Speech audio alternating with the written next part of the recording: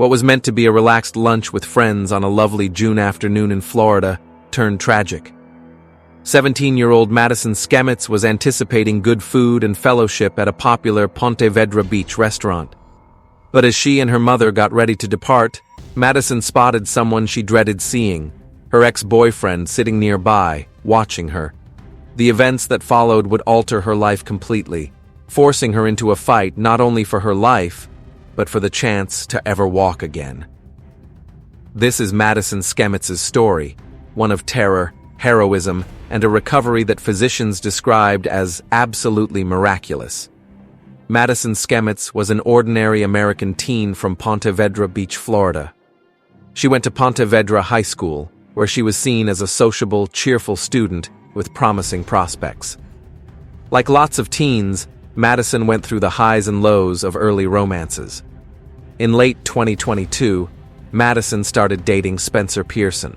For about 6 months, they were together like many young couples. From the outside, they appeared to be a typical high school pair. But by April 2023, Madison had reached a conclusion. The relationship was unhealthy. Things felt wrong. At only 17, she did something many older people find difficult. She broke it off and left. What Madison couldn't foresee was that her choice would start a spiral of obsession and brutality that almost took her life. Spencer Pearson refused to accept the breakup.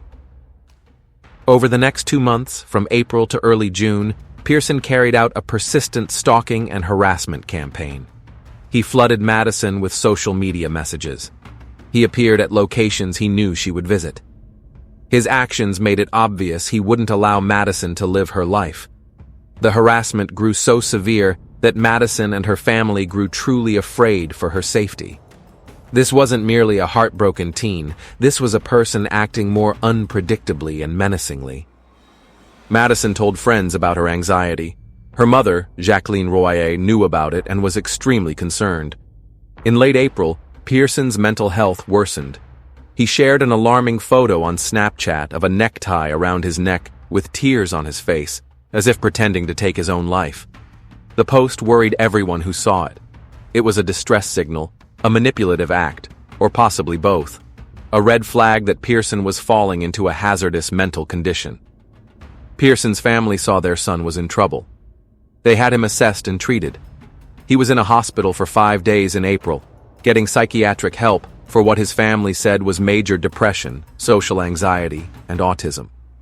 His parents felt powerless as their son battled emotional chaos, but the hospital stay didn't fix the core problem.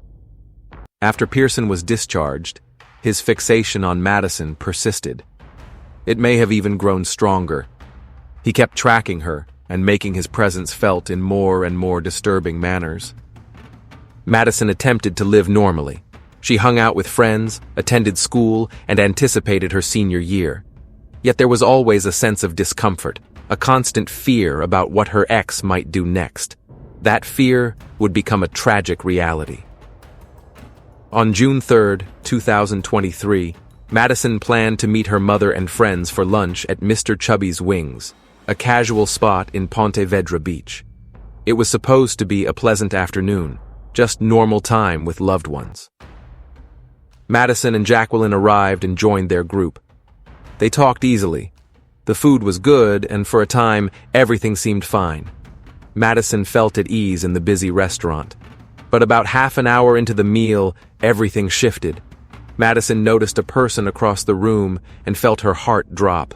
Spencer Pearson was there, seated at a table, observing her. His being there was no accident. Security cameras inside recorded what occurred next. The video showed Pearson walking near Madison's table soon after entering, making sure she saw him. Even on the blurry footage, Madison's reaction was clear. She looked stunned and scared.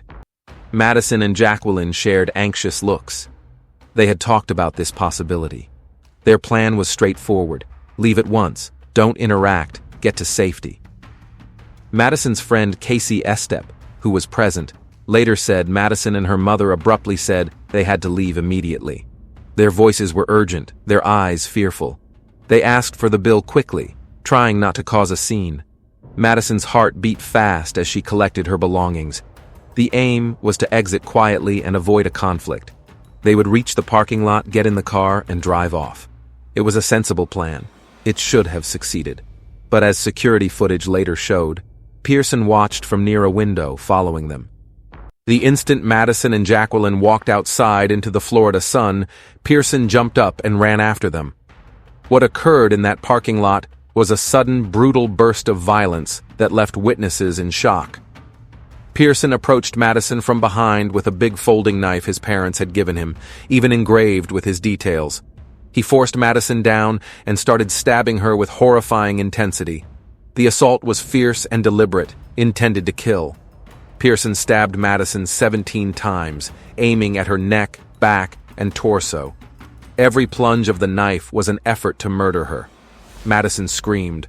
Onlookers stood frozen, and Jacqueline Royer, confronting a parent's ultimate nightmare, did what any mother would. She rushed in to rescue her daughter. Jacqueline threw herself at Pearson, trying to yank him off Madison. She grabbed him, hit him, used her own body as a shield. Pearson turned the knife on her, stabbing Jacqueline in the forehead, hand, and leg. Blood flowed from her injuries, but she kept fighting. She kept struggling with Pearson, frantically trying to help Madison survive. The attack might have ended with both women dead if not for Kennedy Armstrong, a 22-year-old restaurant manager who had just parked. Armstrong heard the screams and acted instantly. He ran 160 feet across the lot and slammed Pearson to the ground. The impact separated Pearson from the women, but the threat remained. Pearson tried to rise, still gripping the knife. Armstrong jumped on him again, pinning his arms to stop the assault. For critical moments, Armstrong held him down. As Armstrong quickly looked toward the victims to check on them, Pearson made one last terrible move. He started cutting his own throat with the knife. Others ran over and took the knife away before he could kill himself. The parking lot was now a bloody scene. Madison lay bleeding from 17 stab wounds, her survival uncertain. Jacqueline was hurt, but awake, her motherly instinct having beaten self-preservation. Armstrong had a hurt hand where Pearson had cut him, causing nerve damage that would need several surgeries. Pearson lay on the ground with self-caused throat injuries, surrounded by the ruin his obsession had created. Emergency responders arrived quickly. Paramedics focused on Madison, whose wounds were severe. She had been stabbed in the back, and the knife had cut into her spinal cord. As they worked to stabilize her for the hospital, the awful truth emerged. Even if Madison lived, her life would be changed forever. Madison Schemitz was taken to the hospital in critical condition. The 17 stab wounds caused enormous damage, but the spinal cord injury was the most disastrous result. Doctors gave her family crushing news. She was paralyzed from the chest down. The blade had cut the nerves that let her brain control the lower part of her body. For a teen girl who had been active and free just hours earlier, the diagnosis was unimaginable. Madison would not walk again. She would not run, dance, or feel the simple pleasure of moving on her own feet. Her senior year, which should have been full of prom and college plans, would now involve hospitals, rehab, and learning to manage a newly inaccessible world. The physical harm was bad enough. Madison had emergency surgery and started the painful healing from multiple knife wounds. But the emotional trauma went deeper. She had been betrayed by someone she once trusted, followed to a public lot, and almost murdered in daylight. The basic feeling of safety was violently stolen. Jacqueline Royer healed from her physical wounds, the stabs to her forehead, hand, and leg. But the emotional wounds would linger. She had fought to save her daughter, but couldn't stop the spinal injury. The guilt and trauma of that day would stay with her. Kennedy Armstrong also faced a long recovery. The nerve damage in his hand required multiple operations and rehab. His fast actions and courage certainly saved Madison's life. Without his tackle, the attack would have continued until she died. Yet Armstrong carried both physical and emotional scars from those awful minutes. As word of the attack got out, the community gathered around the Schemitz family. A GoFundMe was started to help with medical costs. Friends held vigils. The support was huge, but it couldn't change the basic fact. Madison's life was forever changed by pointless violence. Spencer Pearson survived his self-inflicted wounds and was arrested. He was charged with 2 counts of attempted first-degree murder and 1 count of aggravated battery causing serious bodily injury. The proof was solid: security video, witness accounts, and the knife itself. But for the Schemitz family, the legal case was less urgent than the everyday work of rebuilding their lives. Madison went through months of intense physical therapy, learning to use a wheelchair, adjusting to a body that no longer worked as before. Each day brought new difficulties, frustrations, and grief for the life she lost. Doctors told Madison what she already knew but didn't want to accept. The paralysis was permanent. No surgery could fix a severed spinal cord. She would use a wheelchair for life, needing help with basic tasks, forever scarred by Pearson's violence. Madison had every reason to quit, to fall into sadness, to be angry at the injustice. No one would have criticized her for giving in. But Madison Schemitz was tougher than anyone knew, maybe even tougher than she knew herself. What happened over the next 11 months broke medical predictions and inspired all who saw it. Madison Schemitz, the teen girl told she would never walk again, decided that was unacceptable. She would show the doctors they were wrong. She would stand, she would walk, and she would do it by graduation. The rehab process was incredibly hard. Daily, Madison worked with physical therapists, pushing her body to its limits and further. The pain was severe. Progress was frustratingly slow, measured in tiny steps. There were obstacles and pauses, times when more improvement seemed out of reach. But Madison would not stop. She got strength from her mother, who had physically shielded her from the attacker. She got inspiration from Kennedy Armstrong, who had risked himself for a stranger without pause. And she found resolve from deep inside herself, a reserve of perseverance she didn't know she had. Slowly, unbelievably, Madison started regaining ability. It began with small motions, a toe movement, a slight muscle twitch. Therapists worked with her for hours each day, stimulating muscles, helping nerves find new paths around injured areas. Medical staff watched her progress in awe.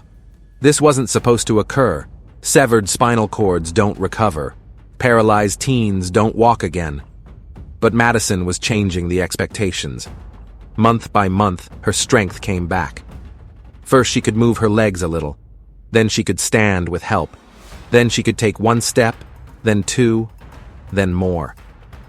The wheelchair she thought she'd always need was used less often. Therapy sessions that once drained her began showing clear, measurable outcomes. Her doctors called it remarkable. Her therapists called it extraordinary. Her family called it a miracle. Madison called it the hardest and most important thing she'd ever done. On her graduation day in May 2024, almost a year after the attack that paralyzed her, Madison Schemitz walked across the stage to get her diploma from Pontevedra High School. She walked on her own 2 feet, unaided, her head high and smile bright. The audience burst into applause. Students, teachers, and parents who knew her story gave a long, standing ovation. Many cried, overcome by seeing such a powerful display of human will. Madison's walk across that stage was more than a personal win. It was a declaration. It was evidence that violence doesn't get the last word. It was proof that the human spirit can conquer even the worst trauma.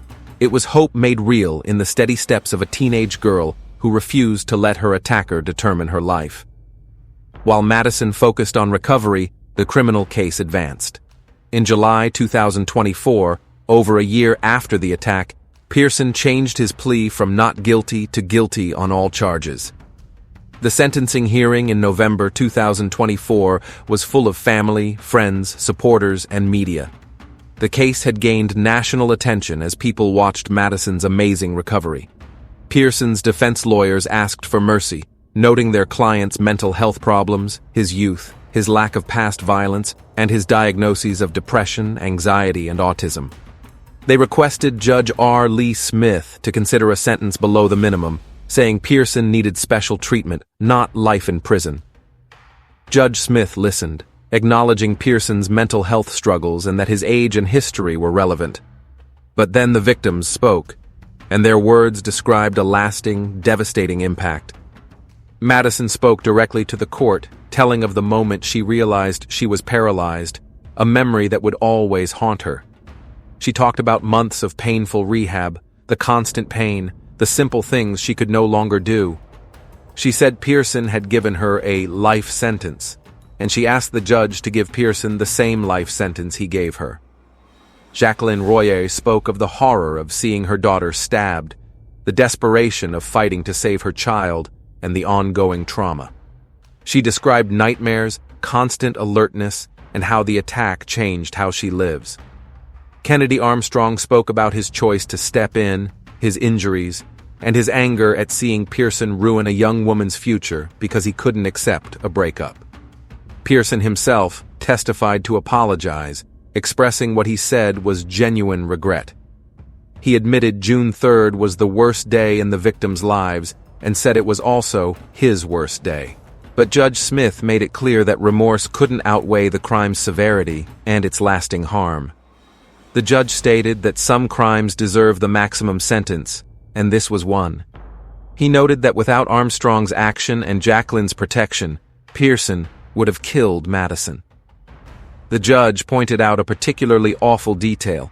Madison had tried to help Pearson during his earlier suicide crisis, showing kindness to someone in trouble. That same person later violently assaulted her. Judge R. Lee Smith sentenced Spencer Pearson to life in prison without parole. As the sentence was announced, Pearson's family cried in anguish, while the Schemitz family hugged in relief. After 538 days of waiting, they finally had justice. Soon after sentencing, Madison and Jacqueline filed a civil lawsuit seeking compensation from Pearson, his parents, and Mr. Chubby's Wings restaurant. The lawsuit claimed Pearson's parents knew about their son's mental health issues and gave him the knife used in the attack anyway. It also claimed the restaurant didn't provide enough security and didn't call police when Madison and her mother said they were afraid and needed to leave quickly because of Pearson's presence. The civil case highlighted how violence often results from multiple failures that combine into tragedy. Today, Madison Schemitz continues her recovery and advocacy. Physical therapy never really ends. Keeping her mobility demands constant effort for life. The psychological impact may never fully disappear. There are still nightmares, moments of fear, and days that feel too heavy. But there are also times of joy, achievement, and hope. Madison's story has moved many people who find inspiration in her refusal to be defined by the attack. She has shown that survival differs from recovery, and recovery differs from thriving, but all three are achievable even after terrible trauma. Madison has become an advocate for domestic violence and stalking victims, using her voice to raise awareness about red flags and the need to take threats seriously. She connected with the family of Tristan Bailey, another Florida victim of youth violence, to push for better protections. She shares her journey on social media, posting not for fame, but to encourage others facing their own struggles. Her posts show the effort of therapy, small wins, setbacks, and ultimately a full life being lived, not just endured. Spencer Pearson will remain in prison for life. His obsession ruined his own future as completely as he tried to ruin Madison's. His case is a stark warning of how dangerous untreated mental health crises can be. Kennedy Armstrong and Jacqueline Royer both received the Carnegie Medal, one of North America's highest honors for civilian heroism. The award recognized two individuals whose instant choices and selfless acts saved a life. Madison herself is probably the least impressed by her own accomplishments, seeing her recovery as simply what she needed to do. But to everyone who knows her story, Madison Schemitz stands for something deeply significant. Proof that the human spirit can overcome even the most devastating attempts to crush it. She walked when doctors said she never could. She smiled when she had every cause for despair. She chose hope when darkness seemed too much. She changed from victim to survivor to advocate, refusing to let Spencer Pearson's violence write her story's ending. That is the true story of Madison Schemitz, not defined by the violence done to her, but by the strength she discovered within to beat it. Her journey shows we are not defined by what happens to us, but by how we react. And Madison Schemitz reacted with incredible bravery, amazing determination, and inspiring grace. Spencer Pearson gave Madison a sentence of paralysis and trauma, but Madison gave the world something much more valuable, proof that the human spirit can accomplish what medicine says is impossible, and that violence doesn't get the final say. Thanks for watching, everyone. If you liked this video, please give it a thumbs up and share it.